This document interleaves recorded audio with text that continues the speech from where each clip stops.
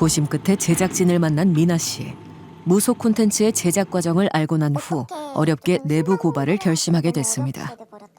제가 무당 되기 전에 꿈이 원래 배우였어가지고 취미로 가끔씩 그 재연 배우만 하게 됐어요. 거기 그 실장님이 가서 그냥 전 보는 거 간단한 영상이니까 찍고 오라고 해가지고 처음에는 그런 건지 모르고 그냥 갔거든요. 근데 이제 가서 보니까 거기 살해자라고 나오는 것들을 그 배우들이 연기를 하는 건데 보시는 시청자들은 그게 다 진짜인 줄 아시더라고요. 소위 일반인 살해자가 무당에게 고민을 상담받는 인기 유튜브 콘텐츠. 알고 보니 대본에 의한 연출이었다는 겁니다. 한 4-5명 정도 그 당일에 촬영하는 배우들이 있는 카톡방에 초대가 돼요. 그러면 거기에 시놉시스가 올라올 때도 있고 그리고 몇 시에 의상은 어떻게, 뭐는 어떻게 이렇게 자세하게 나와 있거든요. 촬영 준비는 은밀하게 이루어졌습니다. 배우들에게 안내 사항을 전달하기 위해 개설된 채팅방. 이곳에서 담당 PD가 직접 연출의 방향을 설명했습니다.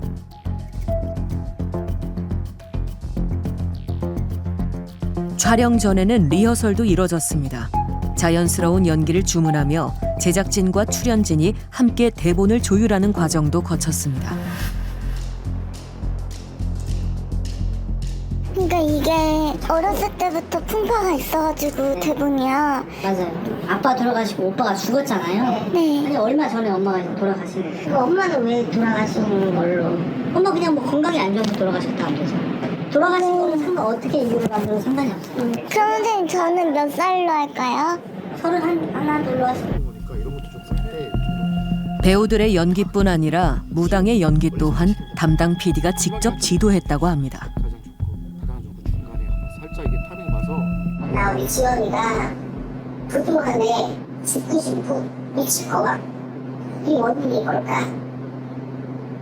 그 아빠 때문에 오빠 때문에 우리 다시 됐어야 된다. 뭔가 어쨌든 이 마음을 이뤘어.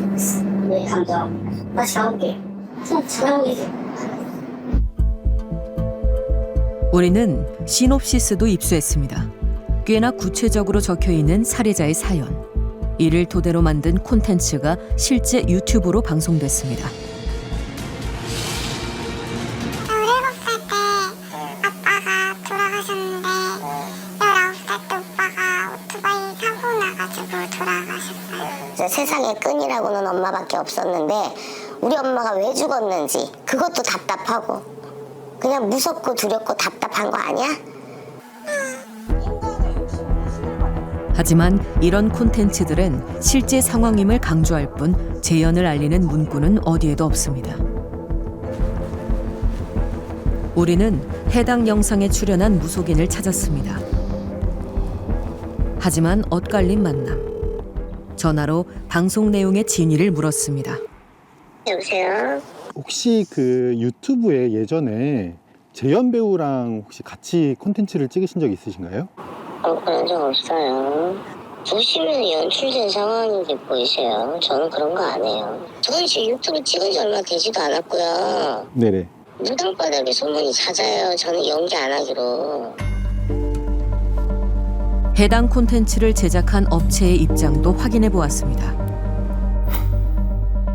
하지만 인터뷰를 거부하며 추정 60분의 취재 시도가 업무 활동에 지장을 초래한다는 답변서를 보내왔습니다. 이런 방식의 콘텐츠 제작이 과연 문제는 없는 걸까? 소비자로 하여금 사실 오인케 할 우려가 있는 방송이나 광고를 함으로써 공정한 거래 질서를 해할 우려가 있는 행위는 표시 광고 공정화에 관한 법률에 그걸 못하도록 규정해놨습니다. 2년 이하 징역 또는 1억 5천만 원 이하 벌금에 처하도록 돼 있습니다. 문제는 또 있습니다. 무당들이 돈을 주고 방송에 출연한다는 것. 그리고 일부 제작사들이 이를 부추긴다는 겁니다. 그 이제 전화가 이제 유튜브를 이제 촬영하자 이러고 전화가 오지. 그 끝나고 네. 갑자기 시청률이 빵 떴잖아. 네. 그래서 한 번 나가면 얼마냐 그랬더니 2천만 원이래. 근데 그 PD가 너무 웃긴 게 이거 한 5회만 나가면 1억이잖아. 그리고 나면 그 본전 금방 뽑아요. 아예 대놓고 얘기하더라고. 여러 엔터들이 있거든요. 뭐 TV라든지 뭐 다양한 엔터 채널이 뭐 한 수십 개, 한 100개가 넘을 거예요 아마. 그냥 무차별적으로 나중에 문자를 보내드릴 텐데 그냥 막 뿌려요. 주변 무속인 선생님들한테. 한데 실력과 명성을 확인해 방송에 출연시키는 것이 아니라 돈만 내면 누구나 용한 무당으로 만들어준다는 무속 콘텐츠 세계. 10만 원 정도 이렇게. 그럼 무속인 입장에서는 큰 돈을 주고 나갔어요. 보통 한 6회에서 한 10회 정도 촬영하거든요. 그러니까 그거 뽑으려고 손님들한테도 과도한 굿을 할 수밖에 없는 그런 구도가 계속 이제 악순환이 되는 거죠. 무당들은 유튜브를 통해 인지도를 쌓고 광고 효과를 기대하는 겁니다. 하지만 소비자들은 실상을 다 알지 못합니다. 미디어가 만들어낸 무속인에 대한 환상. 또 다른 피해로 이어지고 있습니다. 가까스로 한 무속인에게서 벗어났다는 은주 씨. 수면제 없이는 잠을 이루지 못할 만큼 악몽 같은 시간을 보냈습니다. 자기 전에 매일 먹고 있어요. 우울증이랑 불안감 같은 거 좀 가라앉혀 주니까. 약사였던 은주 씨는 몇 년 전만 해도 탄탄대로의 길을 걸었습니다. 경제적 어려움 없이 여유를 즐겼던 삶. 하지만 차를 몰다 오토바이와 접촉 사고가 난 후 삶이 달라졌습니다. 자신의 실수로 상대 운전자가 사망했다는 죄책감에 긴 방황이 시작됐습니다. 너무 그 사건이 저한테 너무 충격이었기 때문에 그냥 그 전과 같은 생활을 하면서 지내는 게 좀 너무 힘들었거든요. 뭐 철학이나 영성 이런 것도 관심을 가졌는데 거기에 무속까지 좀 포함해서 이렇게 보게 된 거예요. 알고리즘 추천에 따라 무속 콘텐츠에 빠져들게 됐습니다. 그런데 유독 한 무속인이 그를 사로잡았습니다. 화면 속 모습에서 강한 신뢰감을 느꼈다는 겁니다. 마치 인간도 아니고 신계의 어떤 존재였다라는 식으로 나오더라고요. 또 어떤 영상에서는 젊은 애가 뭘 이렇게 보려고 하냐고 그래서 오히려 타 이름에서 보내는 막 이런 것도 있었고 인간적으로 대하는 것 같았거든요. 유명한 사람이다 보니까 자꾸 방송에 나오는 거라고 생각을 했었고 해당 무속인을 찾아 힘든 마음을 털어놓은 은주 씨. 그 또한 각별하게 은주 씨를 챙기며 자주 안부를 물었다고 합니다. 저한테 이제 나중에는 이모라고 부르라고 하고 너가 그렇게 힘든 일을 겪은 만큼 너가 크게 될 사람이고 하니까 거기서 방황하지 말고 이모 옆에 와서 약국도 하고 그때 저 그 사람한테 너무 빠져갖고 아 이런 거를 어떤 인생의 어떤 기회라고 하는 건가 뭐 이렇게까지 저는 생각을 한 거예요. 그래서 아파트 살고 있던 아파트를 전세까지 놓고 가고 그래서 돈을 보내라고 하니까 저는 그냥 보냈어요. 그걸 4억 5천을. 무당의 말만 믿고 아무 연고도 없는 곳에서 새 삶을 결심했습니다. 그런데 진주에 정착한 후 이해할 수 없는 일들이 벌어졌다고 합니다. 이 자리예요. 여기가 약국 자리예요. 내 자리야. 네. 그때 제약회사 직원분께서 이상하다고 여기 약국 자리 아닌데 왜 여기서 약국하냐고 자꾸 계속 얘기하셨어요. 맞은편에 병원이 있긴 한데 저기는 이미 약국이 하나 있었거든요. 약국으로는 적합하지 않았던 위치. 게다가 4억여 원을 이미 건넸음에도 무속인은 은주 씨에게 대출을 종용했다고 합니다. 무려 4억 원. 약사 대출의 최대 한도였습니다.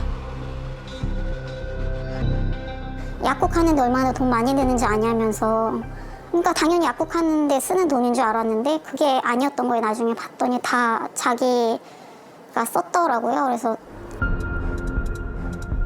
이뿐만이 아니었습니다. 엔터테인먼트 회사에 투자하면 큰 수익을 내게 해주겠다. 국회의원이 되게 해줄 테니 재반 비용을 입금하라며 무속인의 금전 요구가 계속됐다고 합니다. 그렇게 1년 반 사이 갖은 명목으로 무속인이 편취해간 금액이 17억여 원에 달했다고 은주 씨는 주장합니다. CCTV를 통해 이뤄진 실시간 감시와 통제. 무당에게 제대로 된 항변 한 번 하지 못했습니다. 네, 전화하셨어요? 근데 이거 니 지금 카메라 손댔나 혹시? 카메라요?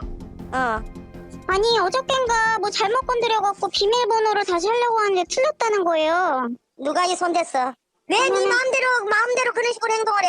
너 자꾸 카메라 손댈래? 항상 누구랑 친해지는 걸 원하지 않을 그의 실제 모습은 방송과 달라도 너무 달랐던 겁니다. 계속 저한테는 이게 나중에는 부탁도 아니고 거의 명령으로 해서 안 들으면 안 될 것처럼 되고, 그리고 거기 있으면서 가스라이팅 당하면서 제 주변 사람도 아무도 없고 그 사람 주변 사람만 제 옆에 있으면서 이제 내 인생은 돌이킬 수 없게 됐구나, 그냥 나 여기서 죽거나 그냥 망하는 거구나. 이런 식으로 피해자는 계속 늘어갑니다. 해당 점집에 손님으로 갔다 가사도우미로 일하게 됐다는 순자 씨.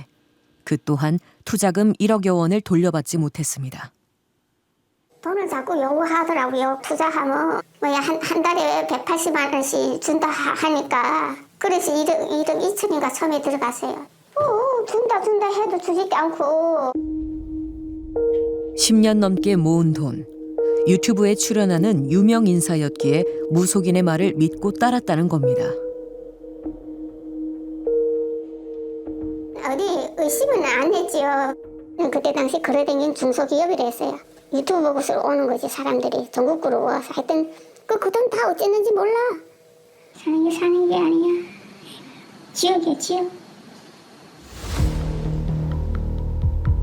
소비자들을 울리는 무속 비즈니스. 무속업계의 질서마저 무너뜨리고 있습니다.